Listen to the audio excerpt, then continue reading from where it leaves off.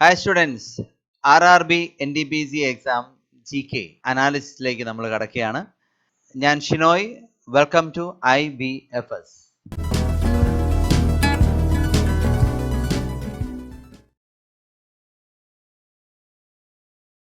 RRB NDPC എക്സാമിന്റെ exam already നടന്നുകൊണ്ടിരിക്കുന്നു. അതിന്റെ ഷിഫ്റ്റ് 1 ക്വസ്റ്റ്യൻസ് GK ക്വസ്റ്റ്യൻസിന്റെ അനാലിസിസ് ആണ്. എല്ലാ കോമ്പറ്റേറ്റീവ് എക്സാം പോലെ തന്നെ RRBയുടെ പല എക്സാമിനും വരുന്ന കോമൺ ആയിട്ട് വരുന്ന കുറെ ക്വസ്റ്റ്യൻസ് ആണ് ഈ വർഷം നമുക്ക് വരിക. അപ്പൊ അത് ജസ്റ്റ് നമുക്കൊന്ന് റിവ്യൂ ചെയ്യുകയാണ് നമ്മുടെ ഈ ഒരു വീഡിയോ വഴി നമ്മൾ ചെയ്യുക. First question, who is the head of DRDO? നമ്മൾ DRDO എന്താണെന്നും നമ്മുടെ ഒരു ക്വസ്റ്റ്യൻ്റെ അകത്ത് വരുമ്പോഴത്തേന് അതിനെക്കുറിച്ചുള്ള ഒരു ഏകദേശം കുറെ കാര്യങ്ങൾ നമ്മൾ ഇതിൻ്റെ ഉൾപ്പെടുത്തിയിട്ടുണ്ട്. അത് നമുക്കൊന്ന് നോക്കി അങ്ങ് പോയാൽ മതി. Who is the head of DRDO എന്നുള്ളതാണ് നമ്മുടെ ക്വസ്റ്റ്യൻ. ഹെഡ് എന്ന് പറയുന്നത് G സതീഷ് റെഡ്ഡി ആണ്, ചെയർമാൻ ഓഫ് DRDO. ദെൻ DRDOയുടെ ഫുൾ ഫോം നോക്കുക. Defence research and development organisation ആണ് DRDO, found in 1958 and headquarters New Delhi.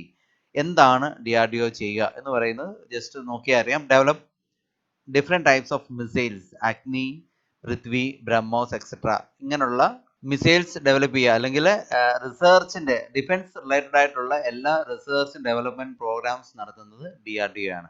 ഇപ്പൊ നിങ്ങൾ ഇതിൻ്റെ അകത്തെ ബ്രഹ്മോസ് എന്ന് പറയുന്ന ഒരു മിസൈൽസിന്റെ ഒരു കാര്യം എടുക്കുകയാണെന്ന് നമുക്ക് അതിനകത്തുനിന്ന് ഒരു എക്സ്ട്രാ ഒരു നോളജ് നമുക്ക് കിട്ടും. ബ്രഹ്മോസ് എന്ന് പറയുന്നത് രണ്ട് കൺട്രി, ഇന്ത്യയും റഷ്യയും കൂടെ ചേർന്നുണ്ടാക്കിയ ഒരു മിസൈലിന്റെ പേരാണ് ബ്രഹ്മോസ്. അത് ഉൾപ്പെടുത്തിയിരിക്കുന്ന പേര് വന്നിരിക്കുന്നത് ബ്രഹ്മപുത്ര എന്ന് പറയുന്ന ഇന്ത്യയിലെ ഒരു റിവറും, ദെൻ മോസ്കവോ എന്ന് പറയുന്ന റഷ്യയിലെ റിവറിന്റെയും പേരിന്റെ ഫസ്റ്റ് പേരാണ് വന്നിരിക്കുന്നത്. അതാണ് ബ്രഹ്മോസ്. ഇപ്പൊ നിങ്ങൾക്ക് അതും നിങ്ങൾക്ക് റിലേറ്റ് ചെയ്യുമ്പോൾ നിങ്ങൾക്ക് ഈസി ആയിട്ട് നിങ്ങൾക്ക് കിട്ടും. ബ്രഹ്മോസ് ഇന്ത്യയും റഷ്യയും തമ്മിലുള്ള ഒരു കോമ്പിനേഷൻ ആണ് ബ്രഹ്മോസ് എന്ന് പറയുന്ന മിസൈൽ. ഇതിൻ്റെ അകത്ത് വന്നിരിക്കുന്നത് ബ്രഹ്മപുത്ര എന്ന് പറയുന്ന ഇന്ത്യയിലെ ഒരു റിവറും മോസ്കവ എന്ന് പറയുന്ന റഷ്യയിലെ ഒരു റിവറുമാണ്. അങ്ങനെ ഓരോന്നിനും കറണ്ട് അഫേഴ്സ് അല്ലെങ്കിൽ GKക്കകത്ത് നമുക്ക് പഠിച്ചു വരുവാണെങ്കിൽ വളരെ ഇൻട്രസ്റ്റ് ആയിട്ടുള്ള പല ആസ്പെക്ട്സും ഉണ്ടാവും. ഇത് നിങ്ങൾ പറഞ്ഞു പഠിക്കുക എന്നുള്ളതാണ്, അത് നിങ്ങൾ കണ്ടെത്തുക എന്നുള്ളതാണ് ഇത് പഠിക്കാനുള്ള ഏറ്റവും സിമ്പിൾ ആയിട്ടുള്ള ഒരു വേ എന്ന് പറയുക.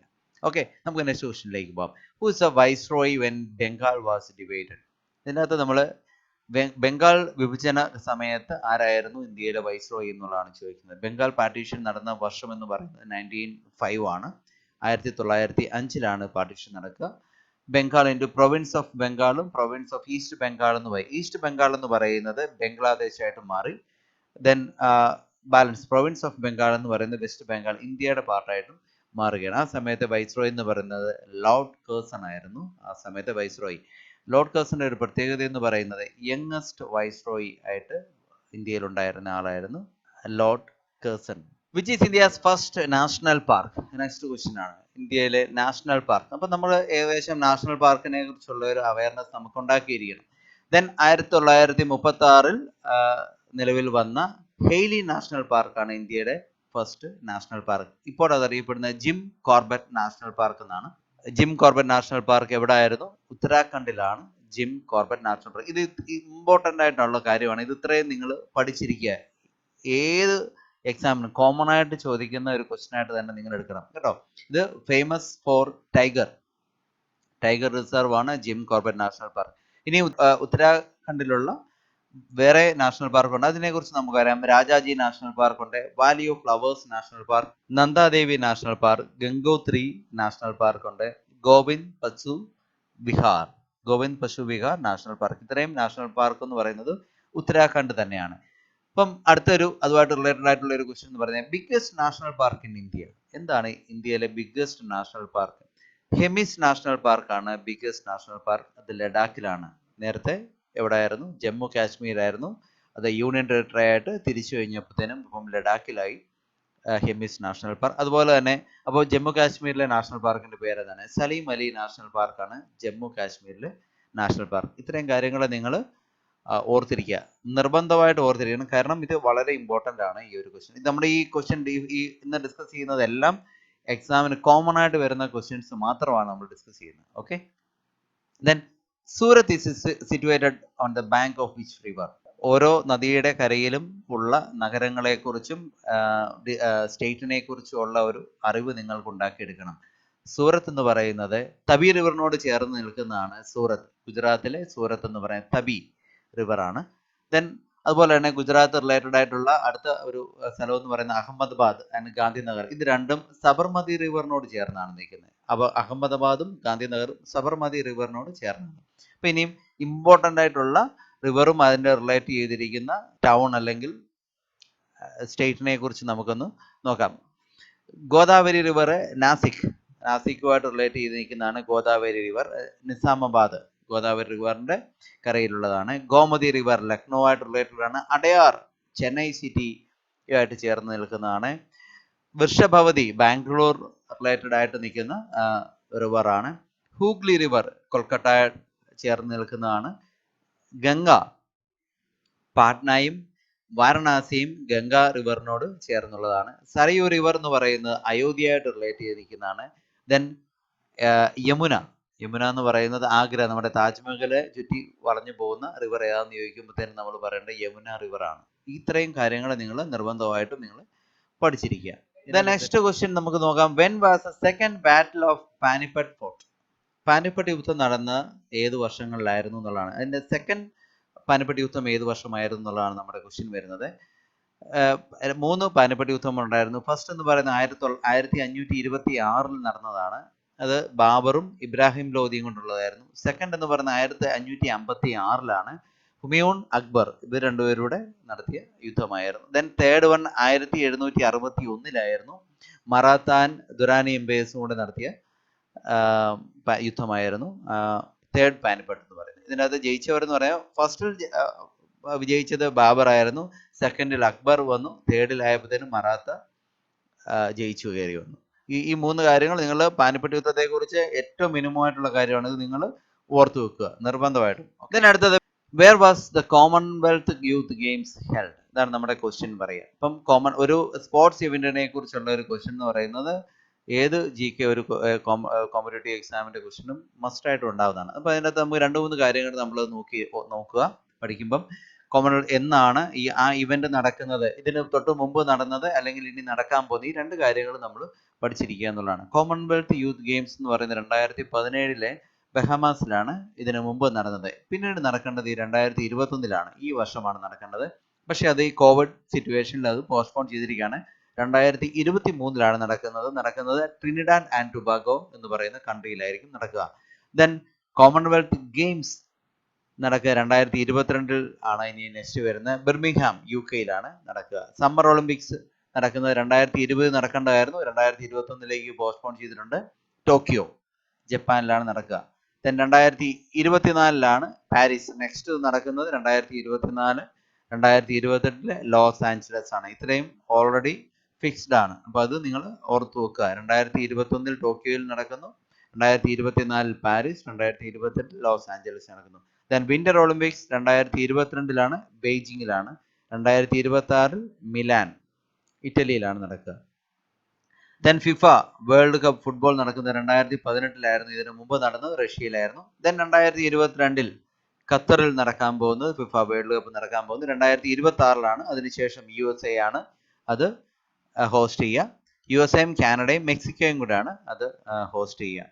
Then ICC world cup cricket ICCയിൽ നടക്കുന്നത് 2023 അത് ഇന്ത്യയിലാണ് നടക്കുക.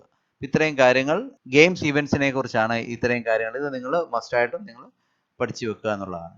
ദെൻ വേൾഡ് എൻവയോൺമെന്റ് ഡേ, ഇത് ഒരു തീം. എല്ലാ ഡേയ്സ് നമ്മളോട് ചോദിക്കാറുണ്ട്. ഡേയ്സ് റിലേറ്റഡ് ആയിട്ടുള്ള തീമുകൾ നമ്മളോട് ചോദിക്കാറുണ്ട്. ഇമ്പോർട്ടൻറ്റ് ഡേയ്സ് ആൻഡ് തീംസ് ആണ് നമ്മൾ മെയിനായിട്ട് പഠിക്കേണ്ടത്. വേൾഡ് എൻവയോൺമെന്റ് ഡേ എന്ന് പറയുന്നത് 5th June world environment day celebrate ചെയ്യുക. ദെൻ അതിന്റെ തീം എന്ന് പറയുന്നത്, ഈ വർഷത്തെ തീം എന്ന് പറയുന്നത് ടൈം ഫോർ നേച്ചർ എന്നുള്ളതാണ് ഈ വർഷത്തെ തീം. Then where is the Gobi desert? എവിടാണ് ഗോബി ഡെസേർട്ട് സ്ഥിതി ചെയ്യുന്നുള്ളതാണ് നമ്മുടെ ക്വസ്റ്റ്യൻ വരിക. അപ്പം ഡെസേർട്ടുമായിട്ട് റിലേറ്റഡ് ആയിട്ടുള്ള കുറെ ക്വസ്റ്റ്യൻസ് നമുക്ക് ഡിസ്കസ് ചെയ്യാം. ഗോബി ഡെസേർട്ട് എന്ന് പറയുന്നത് ചൈന ആൻഡ് മംഗോളിയ, ബിറ്റ്വീൻ ചൈനയുടെയും മംഗോളിയയുടെയും ഇടയ്ക്കുള്ളതാണ് ഗോബി ഡെസേർട്ട് എന്ന് പറയുന്നത്. Largest desert in east Asia എന്ന് പറയാം ഗോബി ഡെസേർട്ടിനെ കുറിച്ച്. അതുപോലെ തന്നെ ലാർജസ്റ്റ് ഡെസേർട്ട് ഇൻ ഏഷ്യ എന്ന് പറയുന്നത് അറേബ്യൻ ഡെസേർട്ട് ആണ്. ലാർജസ്റ്റ് ഡെസേർട്ട് ഇൻ ഏഷ്യ, ഇതിന് നിങ്ങൾക്ക് മാറിപ്പോകരുത്. Largest desert in east Asia എന്ന് പറയുന്നത് ഗോബി ഡെസേർട്ടും, ലാർജസ്റ്റ് ഡെസേർട്ട് ഇൻ ഏഷ്യ എന്ന് പറയുന്നത് അറേബ്യൻ ഡെസേർട്ടുമാണ്. ഇപ്പൊ നമ്മുടെ താർ മരുഭൂമി ഇന്ത്യയിലെയാണ് താർ ഡെസേർട്ട് എന്ന് പറയുന്നത്. ലാർജസ്റ്റ് ഡെസേർട്ട് ഇൻ ഇന്ത്യ അതാണ് താർ മരുഭൂമി ഇന്ത്യയിലെ ഡെസേർട്ട് രാജസ്ഥാനിലാണ്. Then antarctic desert, largest desert on earth.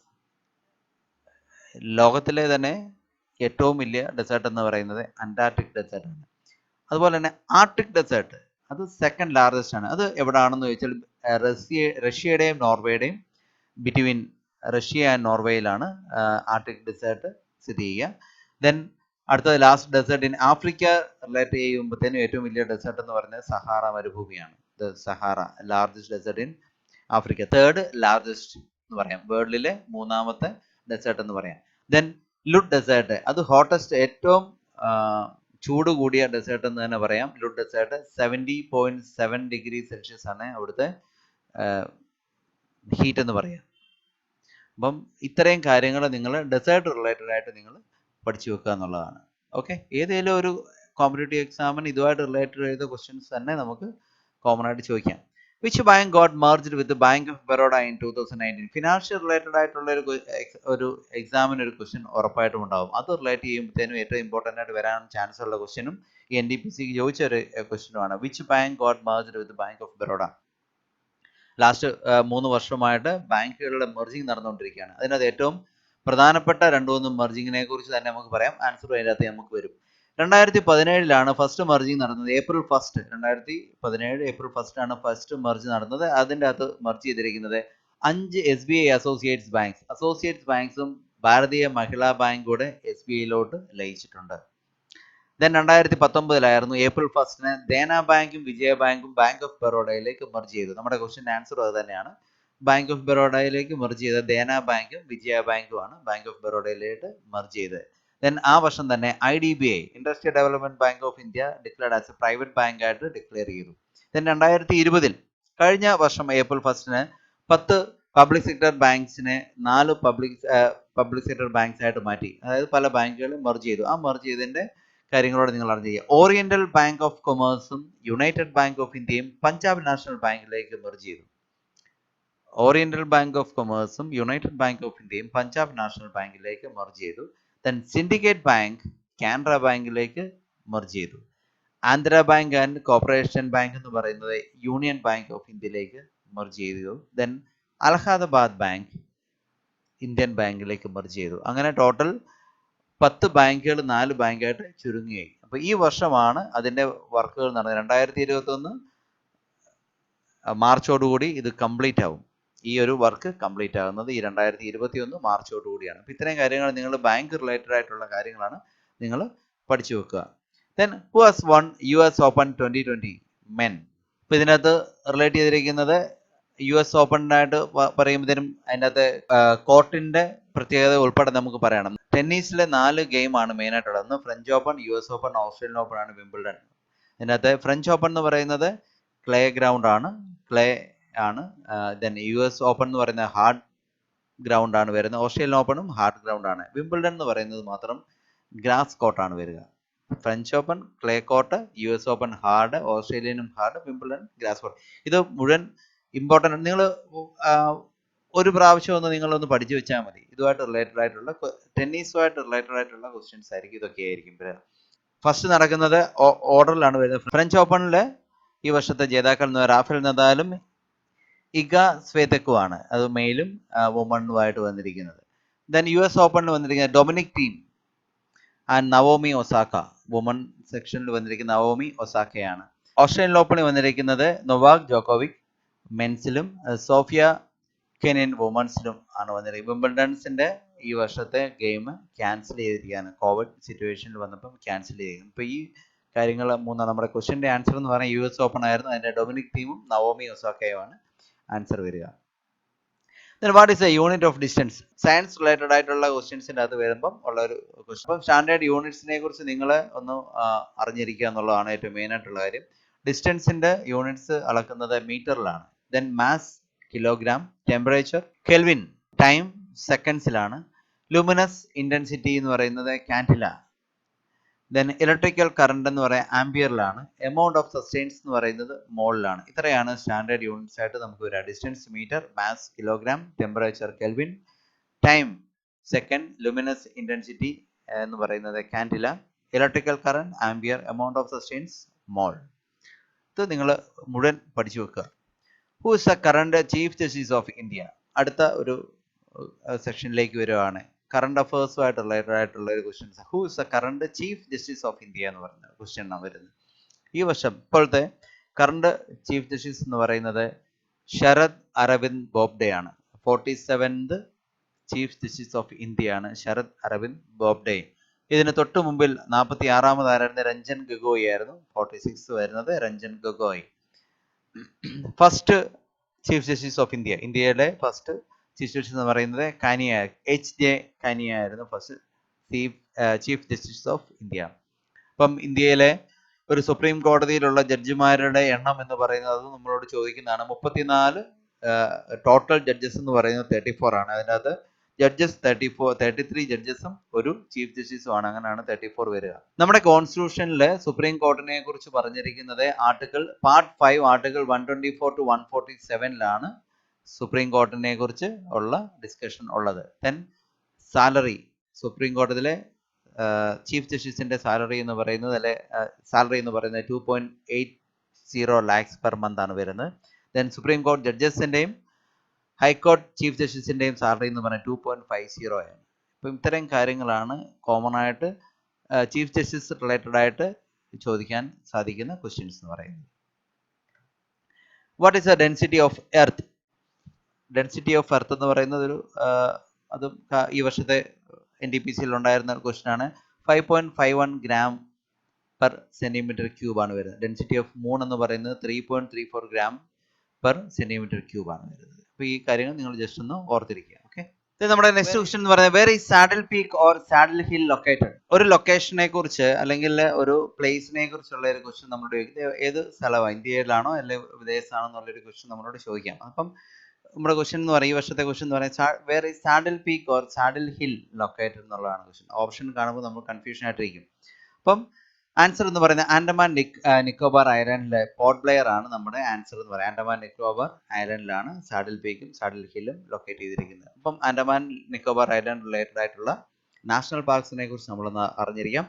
ഒന്ന് മഹാത്മാഗാന്ധി നാഷണൽ പാർക്ക്, റാണി Jhansi marine national park, mount Harriet national park, Galatia national park. Then next 3 എന്ന് പറയുന്നത് button related, middle button island national park, north button island national park, south button island national park. ഇത്രയും 7 national പാർക്കാണ് ആൻഡമാൻ നിക്കോബാർ ഐലൻഡിൽ ഉള്ളത്. Then ഒരു international എയർപോർട്ടും ഉണ്ട്, Veer Savarkar international എയർപോർട്ടും ഉണ്ട്. അപ്പം Andaman Nicobar ഐലൻഡുമായിട്ട് relate ചെയ്തിരിക്കുന്ന മെയിൻ പ്ലേസസ് എല്ലാമാണിത്. നാഷണൽ പാർക്സും ഉണ്ട്, ഒരു ഇന്റർനാഷണൽ എയർപോർട്ട് ഉണ്ട്, then saddle peak, saddle hill എന്ന് പറയുന്ന ഒരു ലൊക്കേഷനും ഉണ്ട്. അപ്പോൾ ഇത്രയും കാര്യങ്ങളാണ് ഉള്ളത്. ഇതെല്ലാം നിങ്ങൾ ഒരു പ്രാവശ്യം പഠിക്കുമ്പോൾ ഇത് ഫുള്ളായിട്ട് നിങ്ങൾ പഠിച്ചു വെക്കുക. ഇനി ബാക്കി വരുന്ന എക്സാമിനൊക്കെ ഇത് നമ്മൾ ആഡ് ഓൺ ചെയ്താൽ മതി. ബാക്കിയുള്ള അറിവുകൾ വരുമ്പോൾ ഇതുമായിട്ട് റിലേറ്റ് ചെയ്യുന്നത് ആഡ് ഓൺ ചെയ്ത് പോകുക എന്നുള്ളതേ ഉള്ളൂ. Then disease caused by virus, ഒരു മാർക്കാണ് നമുക്കിത്. NTPCയുടെ എക്സാം എന്ന് പറയാനും SSC CGLന്റെ എക്സാമാണും CHSLന്റെ എക്സാമാണും ഏത് കോമ്പറ്റേറ്റീവ് എക്സാം എന്ന് പറഞ്ഞാലും നമുക്ക് ഒരു മാർക്ക് തരുന്ന ഒരു ക്വസ്റ്റ്യൻ ആണ് disease caused by virus. Question വരിക ഇപ്പം ഏതെങ്കിലും ഒരു ചിക്കൻ ബോക്സ് എന്ന് പറയുന്ന ഒരു വൈറസിന്റെ പേരായിരിക്കും പറയുന്നത്. ആ വൈറസ് ഏത് വൈറസ് ആണോ ബാക്ടീരിയ ആണോ എന്നുള്ള റിലേറ്റ് ചെയ്തിരിക്കും. ഒരു വൈറസിന്റെ പേരായിരിക്കും. അത് എങ്ങനെയാണെന്ന് ചോദിക്കാം. നിങ്ങൾ ഇത്രയും പഠിച്ചിരിക്കുക എന്നുള്ളതേ ഉള്ളൂ. ഡിസീസ് കോസ്ഡ് ബൈ വൈറസ് എന്ന് പറഞ്ഞാൽ വൈറസ് റിലേറ്റ് ചെയ്ത് വരുന്ന അസുഖങ്ങളുടെ പേരുകൾ പറയാം. ചിക്കൻ ബോക്സ്, നിങ്ങൾക്ക് തെറ്റിപ്പോരുത്, ബാക്ടീരിയ ആണോ വൈറസ് ആണോ ഇതിനെ കൺട്രോൾ ചെയ്യുന്നുള്ളത് നമുക്ക് കൺഫ്യൂഷൻ വരും. വൈറസ് എന്ന് പറയുന്നത് ചിക്കൻ ബോക്സ് വൈറസ് ആണ്. Flu, influenza. Then herpes, human immuno deficiency virus HIV. Then human papilloma virus HPV.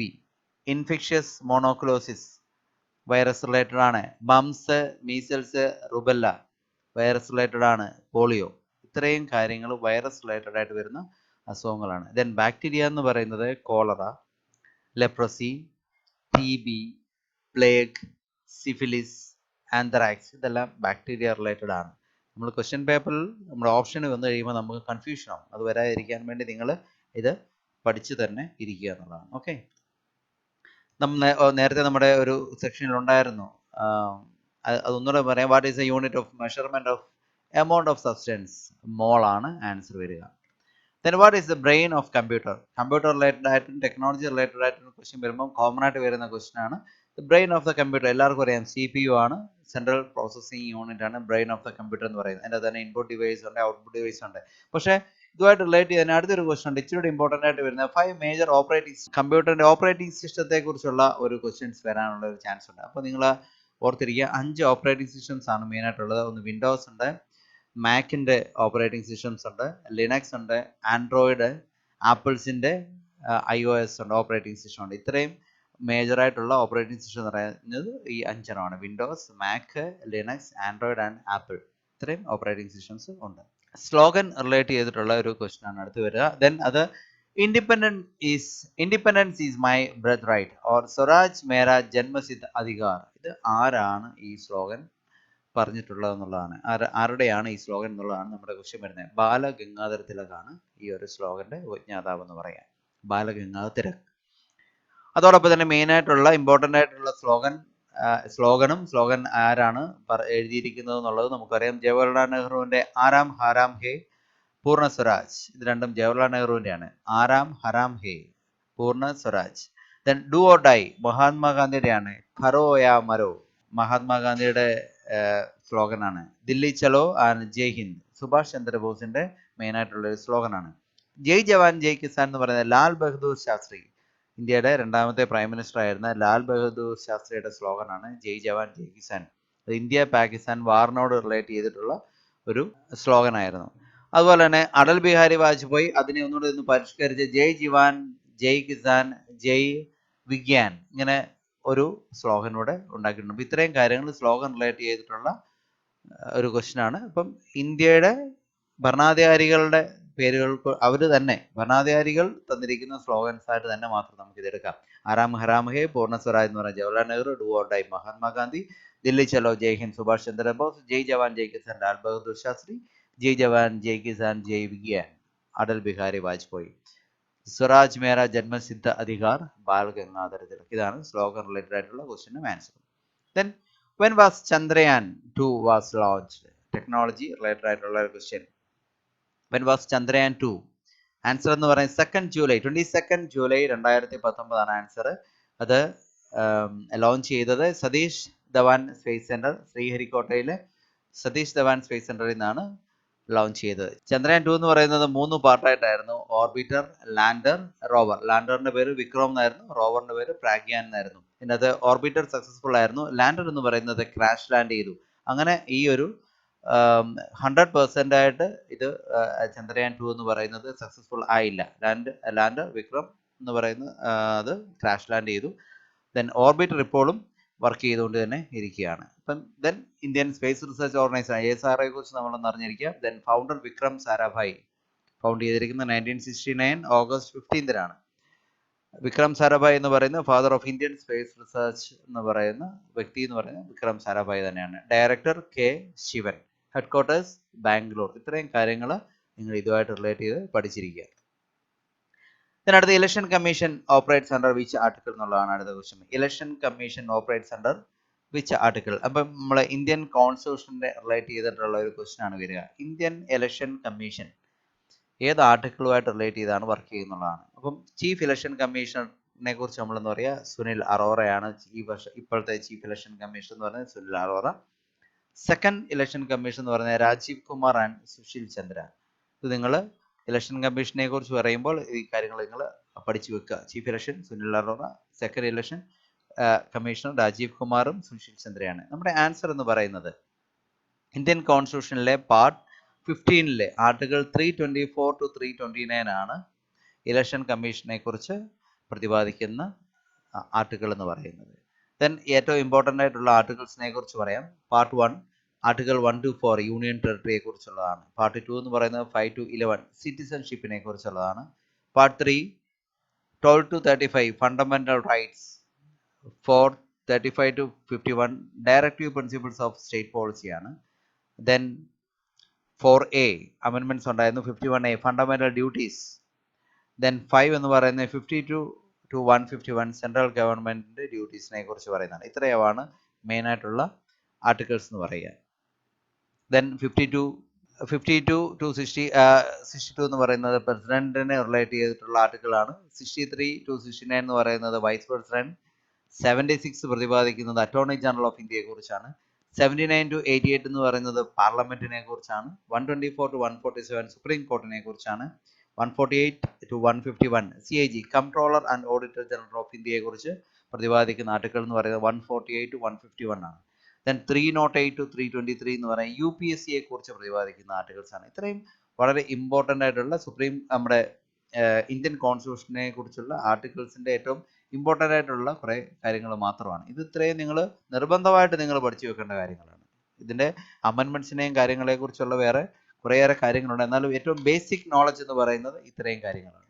The next question, what will be the effect on mass when you travel to moon? Same as on earth. അതാണ് നമ്മുടെ answer വരിക. ഓപ്ഷനിൽ വരിക same as on earth. നമ്മുടെ എർത്തിൽ എങ്ങനെയാണ്, ഭൂമിയിൽ എങ്ങനെയാണോ അത് തന്നെയായിരിക്കും മാസിന്റെ കാര്യത്തിൽ മൂണിലും വരിക കേട്ടോ. The international mother earth day 22 April ആണ് മദർ എർത്ത് ഡേ ആയിട്ട് ആചരിക്കുക. Then who's the author of Raj Tharangini?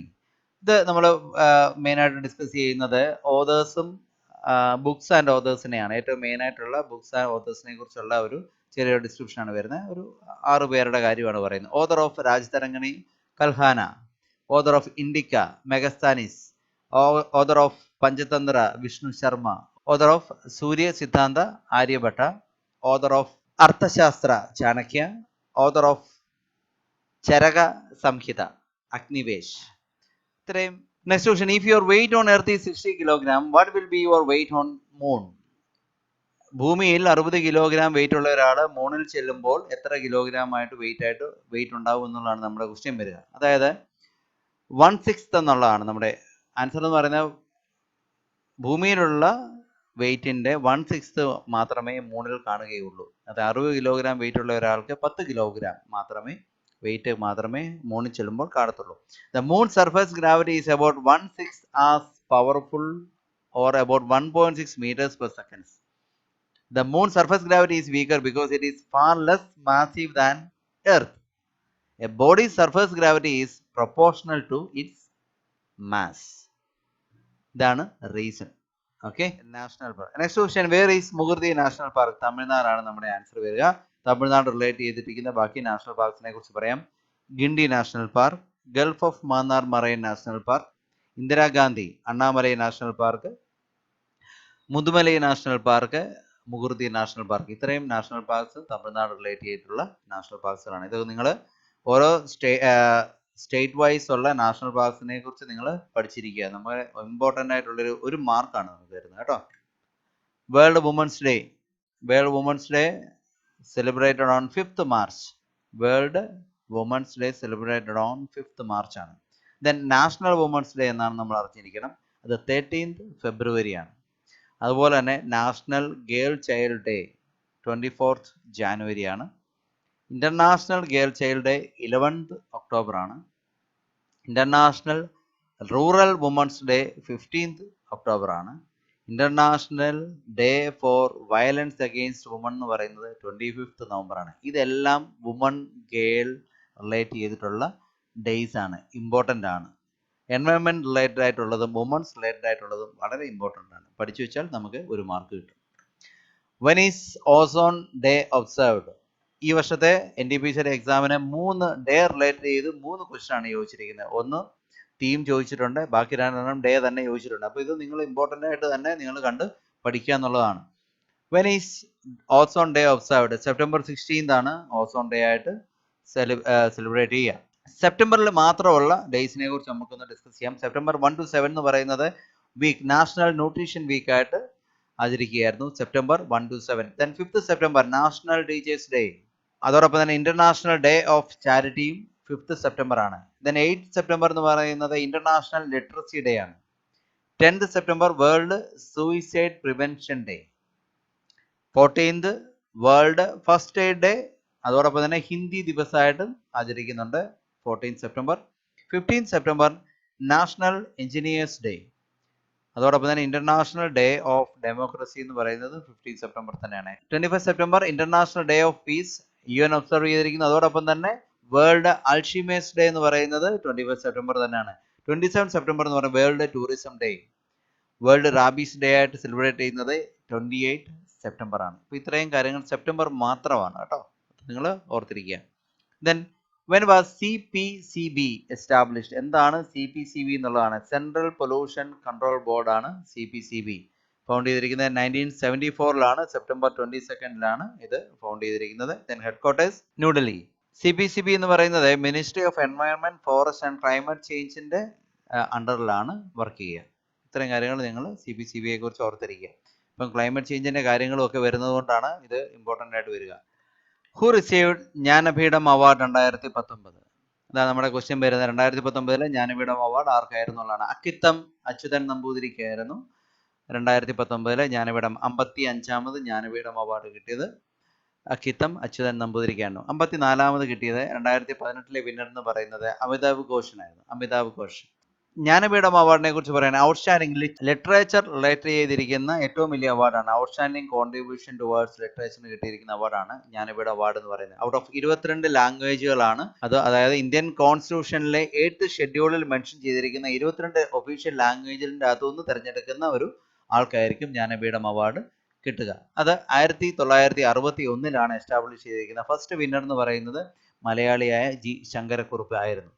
അതുപോലൊപ്പം തന്നെ ഭാരതരത്ന, പത്മവിഭൂഷൺ, പത്മഭൂഷൺ, പത്മശ്രീ ഇതെല്ലാം എസ്റ്റാബ്ലിഷ് ചെയ്തിരിക്കുന്നത് ഇതിനു മുമ്പെയാണ്. 1954 ഭാരതരത്നയും ഭാരതഭൂഷണും പത്മവിഭൂഷണും പത്മശ്രീയും എല്ലാം എസ്റ്റാബ്ലിഷ് ചെയ്തിരിക്കുന്നത്. അപ്പോൾ ഇത്തരം കാര്യങ്ങൾ ഈ അവാർഡിനെ കുറിച്ച് നിങ്ങൾ ഓർത്തിരിക്കുക. Then Rukmini Devi അരുണ്ടേൽ is associated with which dance? ഏത് ഡാൻസ് ഫോമായിട്ട് റിലേറ്റ് ചെയ്താണ് രുക്മിണി ദേവി എന്നുള്ളതാണ് നമ്മുടെ ക്വസ്റ്റ്യൻ വന്നിരിക്കുന്നത്. ഭരതനാട്യമാണ് ആൻസർ. തമിഴ്നാട്ടിലെ ഏറ്റവും ഇമ്പോർട്ടൻ്റ് ആയിട്ടുള്ള ഡാൻസ് ഫോമാണ് ഭരതനാട്യം. അതുമായിട്ട് റിലേറ്റ് ചെയ്തിട്ടുള്ള ആളാണ് രുക്മിണി ദേവി. ഫേമസ് ഫോക്ക് ഡാൻസും അതുമായിട്ട് റിലേറ്റ് ചെയ്ത സ്റ്റേറ്റ്സിനെ കുറിച്ച് നമ്മളൊന്ന് പഠിച്ചിരിക്കാം. ദെൻ കുച്ചിപ്പിടി എന്ന് പറയുന്ന ആന്ധ്രാപ്രദേശിന്റെ ഒരു ഡാൻസ് ഫോമാണ്. കഥക് ഉത്തർപ്രദേശുമായിട്ട് റിലേറ്റ് ചെയ്തിരിക്കുന്നതാണ്. കഥകളി ആൻഡ് മോഹിനിയാട്ടം എന്ന് പറയുന്നത് കേരള റിലേറ്റ് ചെയ്തിരിക്കുന്നതാണ്. യക്ഷഗാന ദുള്ളു കുനിത എന്ന് പറയുന്നത് കർണാടക റിലേറ്റ് ചെയ്തിരിക്കുന്ന ഡാൻസ് ഫോമാണ്. ജമ്മു കാശ്മീരിലെ ഡാൻസ് ഫോമിന്റെ പേര് റൌഫ്. ആസാമിലേത് ബ്യൂ. ഗർബ ആൻഡ് ദാൻഡിയ എന്നുള്ളതാണ് ഗുജറാത്തിലെ ഡാൻസ് ഫോമിന്റെ പേര്. ലാവണി, ദിന്തി ആൻഡ് കല മഹാരാഷ്ട്ര റിലേറ്റ് ചെയ്തിരിക്കുന്ന ഡാൻസ് ഫോമാണ്. ഇത്രയും നിങ്ങൾ ഒന്ന് പഠിച്ചു വെക്കുക. ഒരു മാർക്ക് നിങ്ങൾക്ക് ഗ്യാരണ്ടി ആയിട്ട് കിട്ടും. What is the formula of urea? Chemistry അല്ലെ സയൻസ് റിലേറ്റ് ചെയ്തിരിക്കുന്ന ഒരു ക്വസ്റ്റ്യൻ ആണ്. NH2CONH2 or CONH2 square.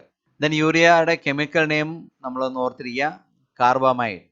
Carbamide ആണ് യൂറിയയുടെ കെമിക്കൽ നെയിം.